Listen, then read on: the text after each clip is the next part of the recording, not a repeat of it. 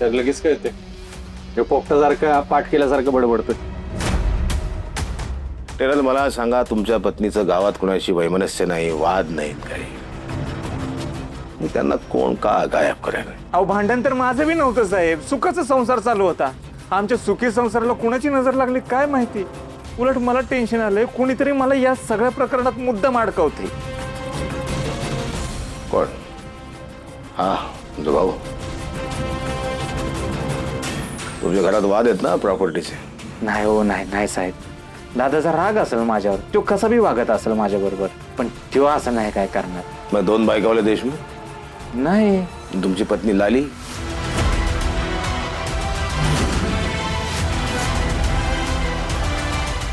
अच्छा, म्हणजे तुम्हाला असं सुचवायचंय की हे सगळं तुमची पत्नी घडवून आणते? चला टेलर, एक क्षण तुम्ही म्हणता तसं तुम्ही विश्वास जरी ठेवला तरी प्रश्न पुन्हा उरतोच ना. का लाली असं का करेल?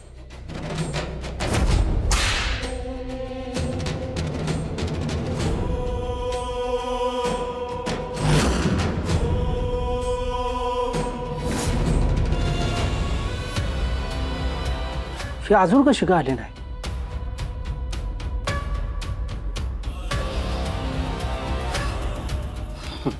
आला तुम्ही? दिसते ना आलेली होय.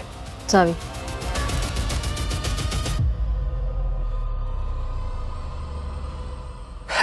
ही घ्या.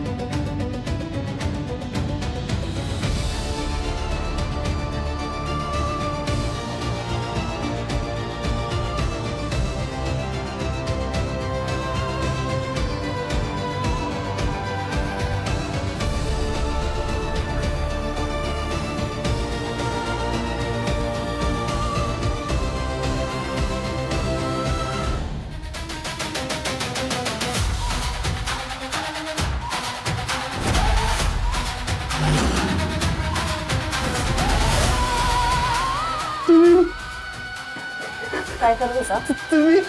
मला बघत होता? नाही. लई चमडीगिरी करायची वाटते ना.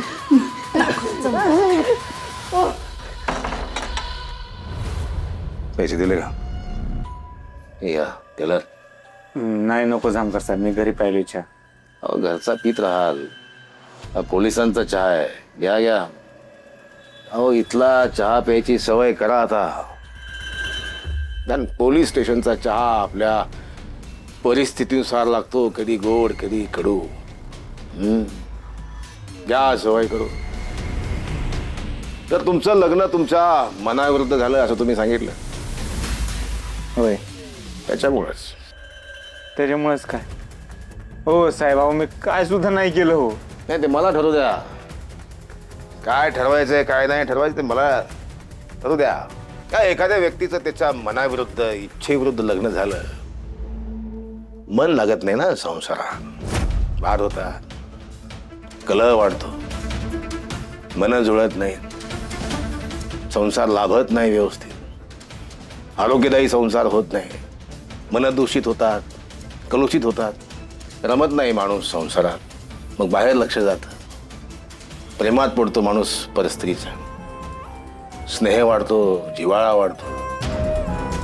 ही गोष्ट बायकोला कळते, बायकोचा अडथळा व्हायला लागतो, तिचा काटा काढला पाहिजे असं वाटतं. त्यातून घडू शकतं ना हे टेलर. अहो साहेब, काय बोलताय? इथे तसं काय सुद्धा घडलं नाही हो. लालीची स्वतःहून घर सोडून गेल्यात. तसं वाटत नाही ना टेलर तुमच्या वर्तणुकीमुळे. जेवढं मी तुमच्या पत्नीला ओळखतो, तुमची पत्नी अतिशय भोळी आहे. बघते समंजस आहे. बाई म्हणजे काय वाटते? शोभेची वस्तू वाटते? लई बघा असं वाटतंय बाईला. आता बाईच्या हातचा मार कसा असतो ते बघायचं. शांत आहे. हे सगळे सद्गुण असलेली पत्नी लाभली आहे तुम्हाला टेलर. कसं घडेलस?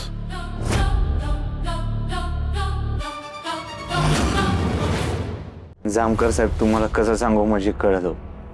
मला खरंच लालेजींची आठवण येत होती, म्हणून मी कपाटामध्ये शोधायला गेलो, बघायला गेलो काही क्लू मिळतो का, कुठं असतील त्या. तेव्हा त्यांचे प्रेमपत्र सापडले. गोपाळ नावाचे टेलर अगदी क्षणभरच तुमची ही फालतू थिअरी आपण मान्य केली. तरी काही गोष्टींची संगती लागत नाही. तुमची ही जी पत्नी आहे हिनं तिच्या पिताजींशी भांडून तुमच्याशी विवाह केला होता. टेलर बघा, जी बाई हट्टानं तुमच्याशी लग्न करते तीच बाई तुमच्या जीवावर कशी उठेल टेलर. नंबर 2, तुम्ही देशमुख, म्हणजे नुसतेच नावाला देशमुख तुम्ही, पण टेलर तुमच्यावर कर्ज किती आहे बघा. माझंच किती आहे जरा आठवा. मागच्या कित्येक महिन्यात तुम्ही त्यातला 1 रुपया सुद्धा दिलेला नाही, तरी सुद्धा त्या पोरीने तुमच्याशी लग्न केलं हट्टानं. नंबर 3, तुम्ही टेलर आहात एका छोट्याशा गावातले. एका छोट्याशा गावातल्या छोट्याशा टेलरला या छोट्याशा अर्थव्यवस्थेमध्ये किती अर्थ लाभ होत असेल बघा बरं. तरीही तिने तुमच्याशी लग्न केलं. त्यामुळं तुमचे हे 3ही मुद्दे इथे मी खोडून टाकलेले आहेत. पुढे साहेब, परिस्थितीशी चटके बसल्यानंतर माणूस बदलतो. इतके महिने माझ्याबरोबर संसार केला त्यांनी, लक्षात आलं असेल त्यांना या फाटक्या माणसाकडे काहीच मिळणार नाही आपल्याला. मागच्या काही महिन्यांपासून ते माझ्याशी जरा विचित्रच बोलायच्या, विचित्रच वागायच्या. 1-2 वेळा त्यांनी लवकरात लवकर प्रॉपर्टीची वाटणी करून घ्या असं पण म्हणाले. म्हटलं ती जमीन विकून टाकू आपण आणि शहरात जाऊ राहायला. मला काही शहरात जायचं नाही बरं का साहेब. आई पप्पापासून लांब जायचं नाही हो मला. 20 वर्ष झालं आधीच घरापासून लाभ होतं त्याच्यामध्ये. आता परत घरच्यांना सोडून जायचं म्हणजे जोरच येते माझ्या. गेले काही दिवस त्या मला हिनवायच्या सुद्धा माझ्या कामावरनं. आई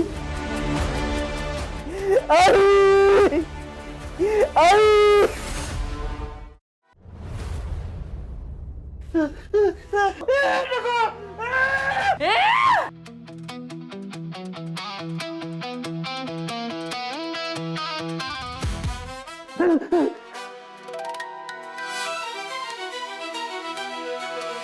परत जर माझ्यावर पाळ ठेवलंस ना, खरंच जीव घे ना तुझा. तो फ्लॉवर पॉट डोक्यात घालून डोक्याचा चेंदा मेंदा करून टाकेन. लक्षात ठेवायचं. काय? चल निघ निघ निघ.